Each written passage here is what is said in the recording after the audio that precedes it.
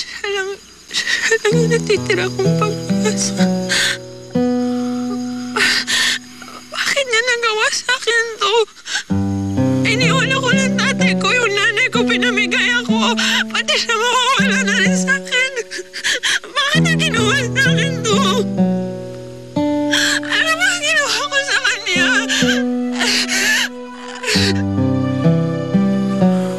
Pati wala na kwentang buhay ko. Sabihin mo nga sa akin, ano bang kwentang mabuhay kung wala naman nagmamahal sa'yo? Wala na, diba? Wala na kwentang buhay ko, wala na magkakagusto sa akin. Hindi niya, Gisela. Hindi totoo yan. Ikaw ba? Ikaw ba magkakagusto ka sa akin?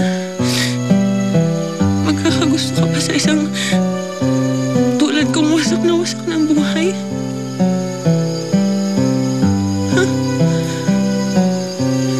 Hindi, diba? Alam mo ba kung anong tawag nila sa akin? Basura. Anak ng babaeng bayaran. Akala ba nila hindi ko naririnig?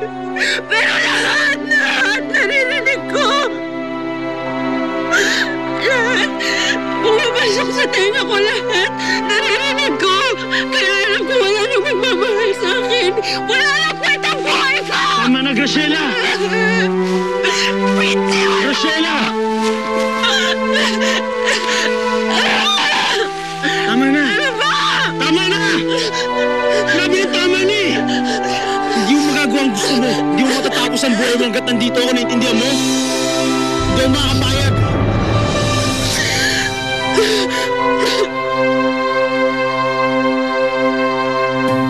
Ikaw kasi, hindi ka tumitingin sa dinadaanan mo eh. Naasar ka ba, ha? Lani, bigla ka namang umalis sa probinsya, hindi ka man lang nagpaalam. Nakita ko nga pala si Lani yan. Diyan na pala sila nagpunta.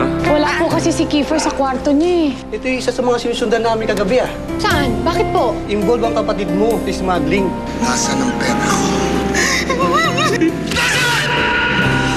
Magagalit si Louie pag nalamang nandito yan. Hindi ka na dapat nakialam sa problema nila. Baka madamay ka pa sa kung anumang gulo meron yung dalawang yan. Ika'y naaalala, tangi ko